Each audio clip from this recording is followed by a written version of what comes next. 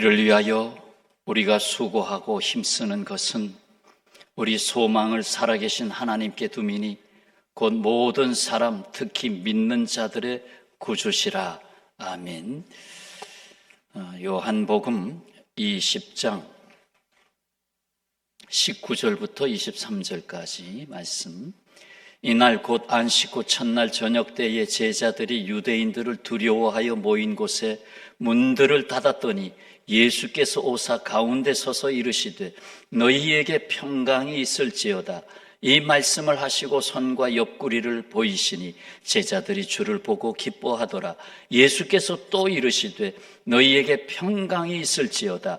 아버지께서 나를 보내신 것 같이 나도 너희를 보내노라. 이 말씀을 하시고 그들을 향하여 숨을 내쉬며 이르시되 성령을 받으라. 너희가 누구의 죄든지 사하면 사하여질 것이요 누구의 죄든지 그대로 두면 그대로 있으리라 하시니라. 2024년 새해 첫 주일 저희들이 함께 했습니다. 이렇게 아무런 어려움 없이 예배의 자리에 참여할 수 있다고 하는 것이 얼마나 큰 은혜입니까? 아닙니까? 엄청난 은혜인 것입니다. 주님이 불러주시지 않았다면 우리가 이 자리에 있을 수가 없습니다. 주일 예배의 은혜 52주를 잘 지켜나가며 내가 주일을 지킬 때 주님이 여러분의 삶의 전부를 아울러 지켜주시기를 주님의 이름으로 축원합니다. 일기를 쓰시는 분이 계시다면 2024년도 일기장은 고이 간직해서 어딘가 밀어넣었을 겁니다. 그리고 새롭게 2024년 일기의 첫 페이지부터 써 내려가실 것입니다. 벨기에의 극작가 시인인 모리스 메테르링크가 이런 말을 했습니다. 인생은 한 권의 책이다. 인생은 한 권의 책으로 써 내려가는 작가와 같다. 인생 자체가 하나의 작가다. 2024년도 어떻게 내 인생이 또 쓰여져 갈 것인가? 여러분들이 인생이라는 두 글자 속에 담고 있습니다. 공허한 페이지를 쓸 것이냐 아니면 충실한 페이지를 한 장 쓸 것이냐, 맑은 노래를 담을 것이냐 더러운 내용으로 가득하게 할 것이냐, 희망의 노래를 담을 것이냐 절망의 노래를 담을 것이냐, 정성스럽게 인생의 페이지를 쓸 것이냐 무책임하게 기록할 것이냐 하는 것은 우리 각인에게 달려 있습니다. 그 인생의 책의 특징이 있습니다. 한 번밖에 쓸 수가 없다는 것입니다. 또한 남이 대신 써줄 수 있는 책이 아니라는 것입니다. 한 번 쓰면 후회가 된다 해도 결코 지우거나 다시 쓸 수가 없다는 것입니다. 이게 푹 찢어내고 다시 쓰자 이렇게 될 수가 없다는 것이죠. 그런데 우리가 쓰는 인생의 책이 또 다른 곳에서 기록되고 있습니다. 요한계시록 20장 12절을 보면 내가 보니 죽은 자들이 큰 자나 작은 자나 그 보좌 앞에 서 있는데 책들이 펴 있고 또 다른 책이 펴졌으니 곧 생명책이라. 죽은 자들이 자기 행위를 따라 책들에 기록된 대로 심판을 받으니, 또 이어서 누구든지 생명책에 기록되지 못한 자는 불못에 던져지더라. 그냥 생명책에 이름이 올라인 것은 당연히 해야 되겠고, 책들이 펴 있는데 거기에 누구의 책을 보니까 이렇게 살았다. 조금 크게는 번동평화교회 책을 폈는데 이렇더라. 거기에 또 써 있다는 것이죠. 누구는 인생의 페이지 한 페이지를 넘기면서 이제 도무지 쓰지 못하겠다. 용기가 없고 마음도 없고 소망도 없어서 덮어버려. 이럴 때도 있지 않습니까? 이럴 때 오직 필요한 것은 위로부터 주시는 소망입니다. 1950년 6월 27일 6.25 다음 날이죠. 28세의 미국 한 젊은 여성 신문 기자가 있었어요. 마가렛 하긴스라고 하는 신문 기자가 6.25 전쟁을 취재하기 위해서 대한민국 땅에 들어왔습니다. 인천 상륙작전과 장진호 전투 등 전쟁의 최전선에서 한국의 참혹한 현실을 전 세계에 알려주었습니다. 1951년 여성 최초로 풀리처상을 받기도 했습니다. 그녀에게는 6.25 전쟁에 얽힌 일화가 있었는데 영하 30도, 40도까지 육박하는 강추위가 몰아치는 가운데 연합군과 중공군 사이에 공포에 지친 병사들과 함께 얼어버린 통조림을 먹고 있었습니다. 그녀의 옆에 있던 한 병사가 극도로 지쳐 보이는 표정으로 멍하니 서 있는 것을 보고 그녀는 그에게 물었지요. 만일 제가 당신에게 무엇이든지 해줄 수 있는 존재라면 제일 먼저 무엇을 요구하시겠습니까? 첫째로 요구하는 게 뭡니까? 이 병사가 한참 동안 아무 말 없이 서 있다가 이렇게 말합니다. 저에게 내일을 주시지요. 내일을 주셨으면 좋겠습니다. 오늘은 지금 여기 있는데 내일이 올지 안 올지 모르니까 내일을 주십시오. 따뜻한 옷과 음식도 아닌 내일을 희망했습니다. 희망의 원리라는 책에서는 희망에 대해서 이렇게 정의합니다. 첫째, 인간은 빵이 아닌 희망을 먹고 산다. 둘째, 희망을 잃어버린 것은 삶 자체를 잃어버린 것이다. 셋째, 희망은 최악을 극복하는 힘이다. 넷째, 희망은 배우고 훈련해야 한다. 다섯째, 희망은 인간을 인간답게 한다라고 했습니다. 인간은 본래부터 희망을 찾는 존재로 지음을 받았습니다. 그러나 그 희망이 성경에서 말하는 소망이 되기 위해서는 희망을 꺾어버린 인간의 욕심으로 말미암은 죄와 그 죄의 대가인 사망의 문제를 해결하지 않고는 불가능합니다. 가짜 희망은 있을 수 있습니다. 그러나 나중에 보니까 허무합니다. 이를 근본적으로 해결하기 위해서 소망의 주 예수께서 오셨습니다. 오늘 본문 말씀 디모데전서 4장 10절은 금년도 우리가 표고에 걸은 주제 말씀입니다. 다 같이 읽겠습니다.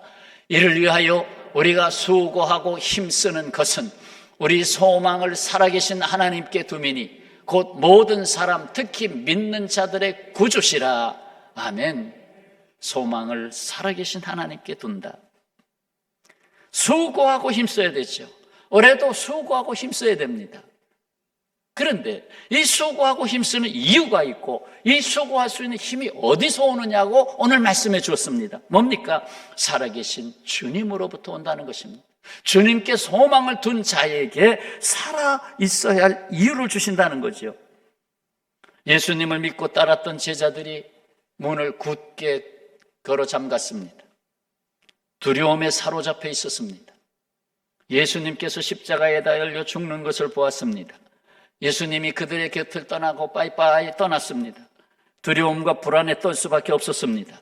이날은 안식 후 첫날 저녁 예수께서 그들이 굳게 문을 닫고 있는 그 자리에 그 닫힌 문으로 들어온 것이 아니라 문이 되신 예수께서 들어오셨습니다. 문이 되신 예수께서 닫혀진 인생 가운데 들어오셨습니다. 이날 안식 후 첫날은 부활하신 날입니다. 닫혀버린 인생들, 두려움과 불안에 닫혀버린 인생들, 어쩌면 소망까지 꺾어버린 인생들, 거기에 찾아오시는 주님이십니다. 여기서 우리는 온 세상에 미칠 소망을 보게 됩니다. 그러면 부활하신 예수님께서 오셔서 우리에게 무엇을 말씀해 주셨는가? 무엇을 보이셨는가? 오늘 세 가지 말씀을 드리고자 합니다. 이 세 가지는 꼭 여러분들이 한 해 동안 살아가는데 꼭 붙잡고 살아야 돼. 또 그것이 이루어져야 된다는 걸 알고 살아야 돼. 19절, 첫 번째 19절 말씀입니다. 이날 곧 안식 후 첫날 저녁 때에 제자들이 유대인들을 두려워하여, 두려움이 왔습니다. 모인 곳의 문들을 다 닫아버렸어요. 문들을 닫았더니 예수께서 오사 가운데 서서 이르시되 너희에게 평강이 있을지어다. 아멘. 오늘 첫 번째 주신 말씀, 너희에게 평강이 있을지어다. 첫 번째 말씀. 이를 반복해서 21절에 또 말씀하셨어요. 너희에게 평강이 있을지어다. 그만큼 중요하다는 겁니다. 이 평강은 우리 교회가 즐겨 사용하는 히브리어 샬롬, 제가 메시지를 보낼 때마다 첫 마디 샬롬 하고 보내드리잖아요. 헬라어로는 에이레네라고 단어가 바뀝니다. 헬라어, 히브리어 샬롬이 에이레네로 바뀌는데 구약 히브리어 성경을 신약의 언어인 헬라어로 바꾸는 데 공헌한 사람들이 있습니다. 70인이 모여서 번역했다 해서 70인 성경이라고 합니다. 한 2년에 걸쳐서 번역했습니다. 근데 거기에 이 평강 에이레네가 250회가 나옵니다. 그러니까 엄청나게 많다는 얘기예요. 평강. 이 평강은 뭡니까? 그 뜻은 완전함, 완전한 상태, 하나 된 상태, 조화를 이룬 상태, 건강함, 번영함, 충만함. 그 모든 것을 다 갖고 있어요. 그러니 샬롬 하는 이 복은 굉장한 복입니다. 완전해지죠? 하나 되지요? 조화를 이루죠? 건강해지죠? 번영하고 충만하지요? 그런데 여기에 본질이 있습니다. 이 평강의 본질은 하나님과의 관계를 이룸에 있습니다. 그래서 하나님과의 관계를 이룬 다음에 이어지는 게 뭐예요? 사람과의 관계. 그래서 사람과의 관계에 미치는 조화를 평화라고 합니다. 평강은 평화와 같은 말이고 평안과 같은 말이고 화평과 같은 말이에요. 전부 다 피스로 번역됩니다. 피스. 우리 교회 피스 5가지 V존. 피스. 반대로 이 평강을 깨뜨리는 반대가 죄죠. 그래서 죄는 이 샬롬을 거칠게 방해합니다. 죄가 들어오면 샬롬이 깨져요. 죄는 자기중심적이죠. 분열이죠. 판단하죠. 자기가 옳다고 먼저 주장하죠. 이에 예수께서 제자들에게 그 핵심인 죄에 대하여 23절에서 말씀한 거예요. 너희가 누구의 죄든지 사하면 사하여 줄 것이요. 그 죄에 대해서 속죄하겠다. 해결해 주겠다. 벗어나게 해주겠다. 누구의 죄든지 그대로 두면 저 사람은 불신자, 하나님 떠난 사람, 틀렸어. 이렇게 단정해버리고 그냥 두면 그대로 있으리라. 전도의 사명이 있죠. 곧 죄로부터의 구원이 평화를 이루게 하는 가장 핵심적인 요소라는 것입니다. 평화는 문을 열게 하고 굳게 닫힌 문을 열게 하고 자기의 갇혀버린 문을 열게 하고, 죄는 자기 안에 꽁꽁 자기를 메어두고 죄의 문을 닫게 해버립니다. 1917년 러시아 혁명이 일어나서 러시아 제국이 붕괴됐습니다. 이제 황제가 자리를 내려놓게 된 거죠. 공산주의의 정권이 탄생하게 됩니다. 욕심으로 가득한, 부패가 가득한, 그러면서 서로 살아가는 것이 어려워지며 그리고 만족을 느끼지 못할 때 혁명이 일어났습니다. 사실 원치 않는 혁명이죠. 하나님이 이끌어가는 혁명이 돼야 되는데 그렇지 않았죠. 이 혁명의 결과, 결국 공산주의가 시작됐는데 그 결과는 이렇게 평가할 수 있지 않습니까? 인간의 영혼의 자리를 잃게 됐다. 그러니까 영혼을 인정하지 않는 자리로 바뀌었어요. 유물주의 사관에 의해서, 레닌주의에 의해서 영혼이 소멸됐어요. 그러니까 교회를 소멸시키는 거죠. 영혼이 소멸됐어요. 그리고 각인에게 주신 서로 다른 은사, 그 은사가 상실됐어요. 그냥 똑같이 배급받고 똑같이 나누면 돼. 다 우민으로 만드는 거죠. 우민 정책이지요. 그리고 사랑과 섬김이라는 소중한 가치가 상실됐습니다. 서로 사랑하고 섬길 필요가 없게 된 거예요. 왜? 뭐 다 똑같으니까. 다 똑같이 배급받아서 먹고 살고.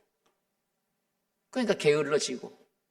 그러니까 후진국이 되다가 간신히 자본주의 색채를 조금씩 넣으면서 조금씩 살아나고 있죠. 솔제니치는 이렇게 말했습니다. 하나님을 멀리해서 이러한 일이 일어났다. 이러한 일은 러시아 혁명. 하나님을 멀리해서 러시아 혁명이 일어났다. 인간은 스스로 최선의 해결책을 찾아갈 수 없는 찢어진 설계도를 갖고 있습니다. 찢어진 설계도. 그러니까 어디에 보물섬이 있는지 못 찾는 거지. 평화를 이룰 수가 없는 것입니다. 예수께서 그 찢어진 설계도를 새로운 설계도로 바꿔주시려고 이 세상에 오셨습니다. 그것을 위해서 십자가에서 당신의 몸이 찢어져야만 했습니다. 20절 말씀, 두 번째 말씀으로 들어가고자 합니다. 이 말씀을 하시고 손과 옆구리를 보이시니 제자들이 주를 보고 기뻐하더라. 무슨 말씀입니까? 두 번째 담아주신 말씀, 손과 옆구리를 보이시니 주를 보고 기뻐하더라. 손에는 못자국으로 구멍이 뚫려 있고 옆구리는 창을 찔러서 뻥 뚫려 있고 그걸 보이시면서 내가 여기 있다. 자, 손과 옆구리를 보이셨다는 말은 무엇입니까? 바로 십자가입니다. 십자가를 보이셨다는 말입니다. 내가 십자가에 달렸었다. 근데 그 십자가가 무슨 의미인지를 이제 다시 봐라. 소망을 이루기 위해서 십자가에 못 박히셨습니다. 십자가에는 희생이 있습니다. 상해를 당하심이 있습니다. 고통을 감수해야 되는 엄청난 수고가 있습니다. 뼈 마디마디가 끊어지는 고통이 있습니다. 목마름으로 이루 헤아릴 수 없는 고통이 겪게 되었습니다. 바로 이러한 십자가를 바라보는 이에게 어떤 반응이 일어납니까? 그 십자가에서 주님이 하신 말씀 통해 어떤 반응이 일어납니까? 마음을 움직이는 감동이 있습니다. 누군가가 희생양이 되면 내가 죽어야 이 일이 해결되지 그러잖아요. 누군가 하나 죽어야 그 문제를 가지고 법을 만들고 뭐를 하고 막 그러잖아요. 예수님의 십자가 사건이 어떤 사람의 마음을 움직이는 감동이 됩니다. 마음을 변화시키는 감화가 거기에 있습니다. 함께 따를 수 있게 하는 공감이 거기에 생겨나게 됩니다. 그렇죠. 십자가를 지고 나를 따르라 해야 십자가 지고 따르죠. 나는 가만히 뒷짐지고 있고 야 해! 그럼 누가 합니까? 감동, 감화, 공감. 가만히 보니까 감 세 번 나오네요. 감 그거 감감한데 그게 아니고 올해는 정말 감동, 감화, 공감 이 세 가지 감을 좀 잘 드시기를 바랍니다. 감을 살 때는 3개를 사가지고 이건 감동, 이건 감화, 이건 공감 하고 드시기를 바랍니다. 이 세상은 칼과 창으로 정복하려고 합니다. 그러나 우리의 소망 주 예수께서는 십자가로 정복을 하셨습니다. 이 세상은 몽둥이와 막대기로 정복을 합니다. 그러나 우리의 소망 주 예수님은 온유한 마음으로 땅을 정복하셨습니다. 온유한 자가 땅을 정복하죠. 여러분, 이 세상 어둠을 물리쳐내는 가장 강력한 것은 무엇이라고 봅니까? 창세기 1장 2절에 혼돈하고 공허하고 흑암이 깊음 위에 있고, 그게 이런 세상의 모습 아니에요? 공허, 흑암, 혼돈. 근데 그것을 사로잡기 위해서, 그것을 질서를 부여하기 위해서 첫 번째 명령, 빛이 있어라 하면서 그 모든 걸 사로잡습니다.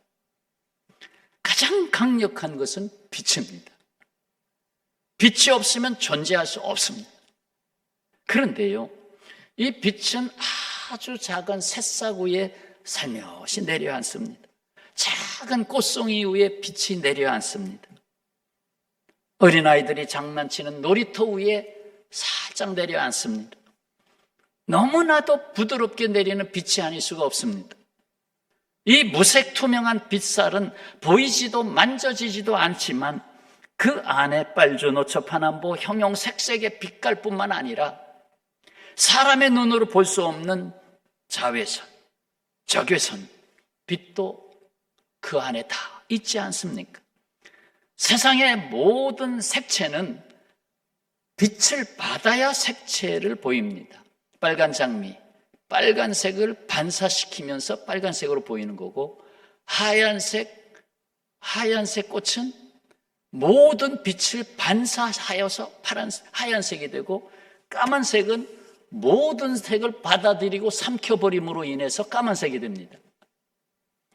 그러니까 그 빛 속에는 수만 가지의 빛깔이 있는 거예요. 그걸 다 비춰서 그걸 모든 색깔로 표현해내신 것이 하나님이십니다. 아무리 아름다운 꽃도 빛이 없으면 색깔이 없습니다. 깜깜한 거지, 색깔이 없습니다. 우리 각자에게도 하나님이 빛이라고 하는 생명의 빛을 비춰주심으로 인해서 비로소 색깔을 나타내게 됐어요. 은혜의 색깔들. 예수님은 빛으로 세상에 오셨습니다. 요한복음 1장 5절, 빛이 어둠에 빛이 돼 어둠이 깨닫지 못하더라. 이 굳게 닫힌 문 안에 있는 사람들에게 들어오시는 예수님, 예수님을 영접함으로 온 세상의 소망, 온 세상의 빛, 예수님과 함께 하게 되었습니다. 예수께서 십자가에서 어둠을 지시고 가심으로 다시 부활하셔서 이 빛을 다시 비추게 됐습니다.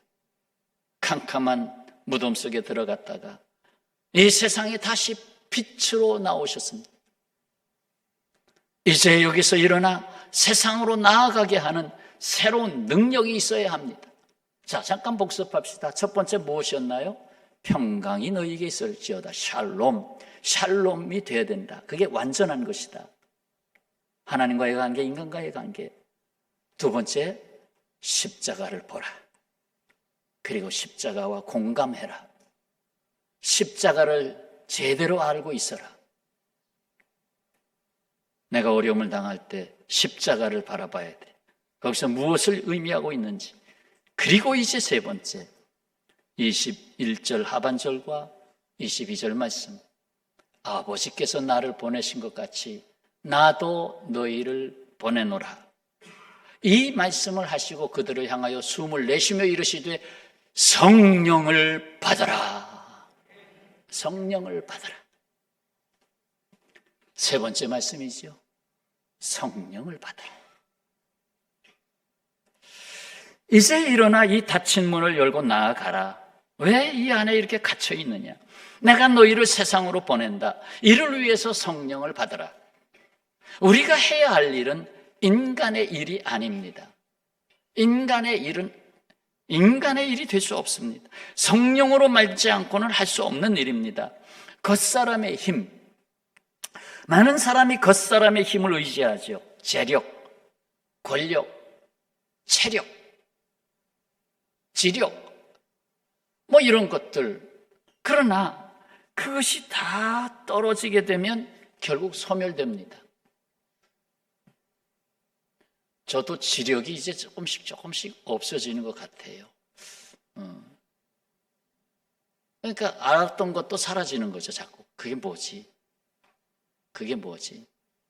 여러분, 노인들이 되면 약을 먹을 때 이쪽에서 먹은 약은 이쪽에 갖다 놔야지 그대로 놔두면 2번 먹고 3번 먹습니다. 아니면 먹었는지 안 먹었는지 모르는 거예요. 저는 약을 먹으면 무조건 제자리에 올려놓고 그 다음 약.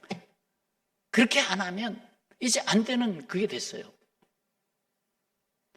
자기 힘으로, 겉사람의 힘으로 얼마나 사나요? 인간에게 필요한 힘은 속사람의 능력입니다. 속사람을 강건케 하시는 하나님. 에베소서 3장 16절 말씀.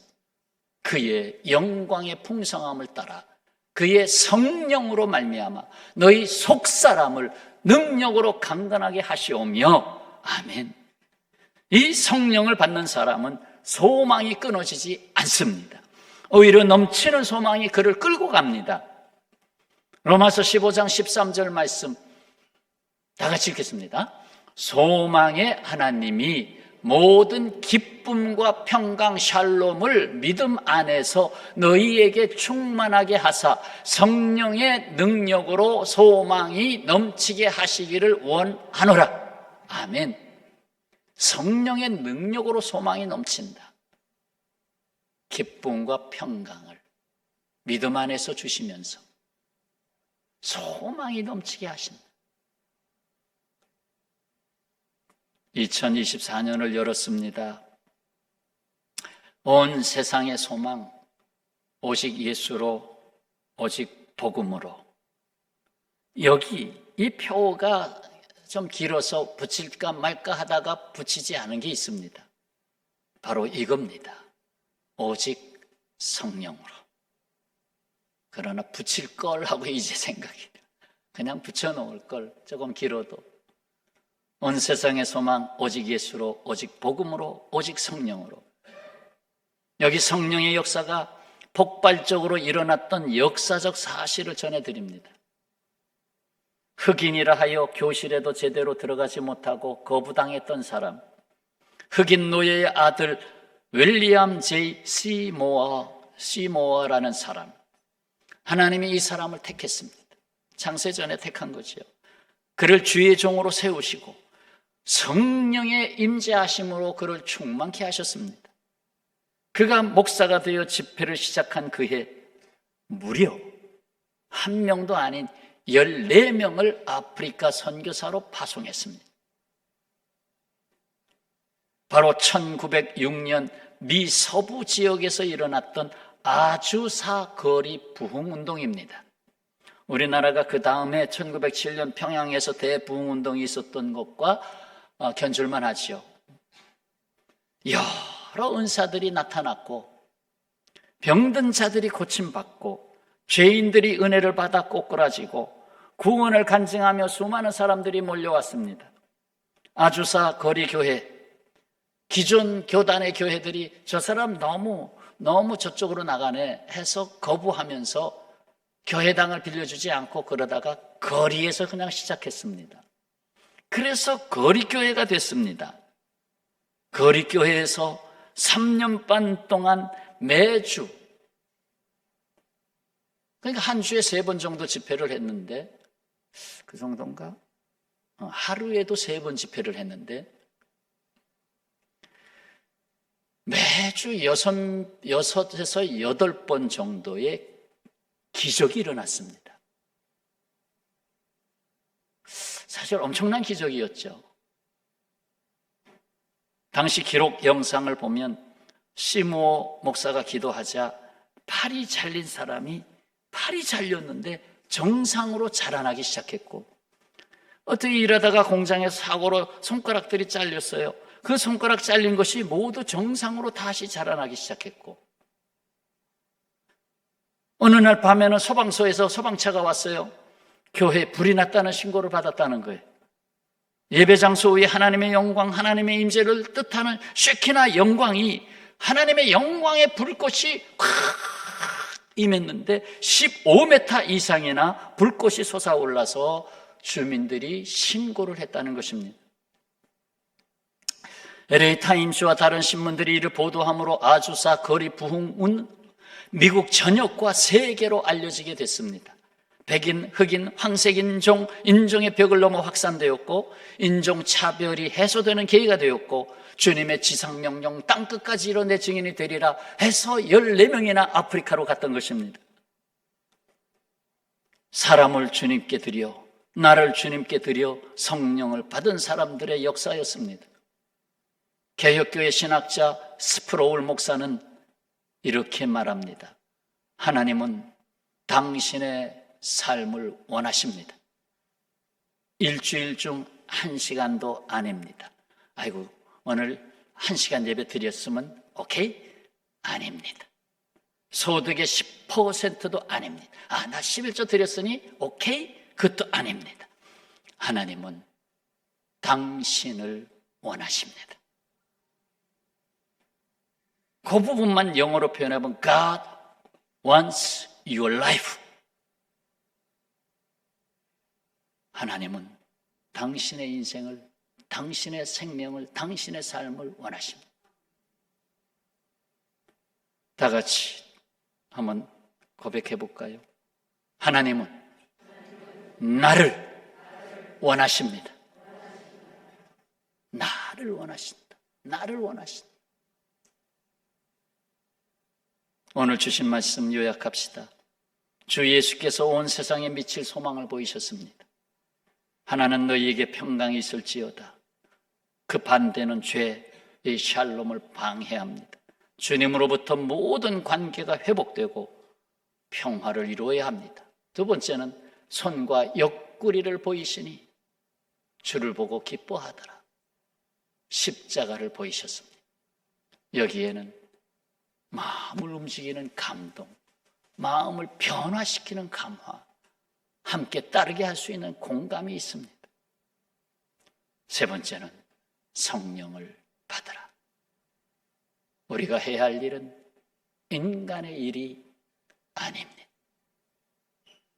주께서 우리 안에서 일하십니다. 2024년 주께서 일하십니다. 2024년을 열었습니다. 온 세상의 소망 오직 예수로, 오직 복음으로, 그리고 오직 성령으로. 2024년 하나님 저와 여러분을 원하십니다. 온 세상에 소망의 빛 주 예수님을 담아주시고 이웃과 세상에 전파하게 하시려고 기도하겠습니다.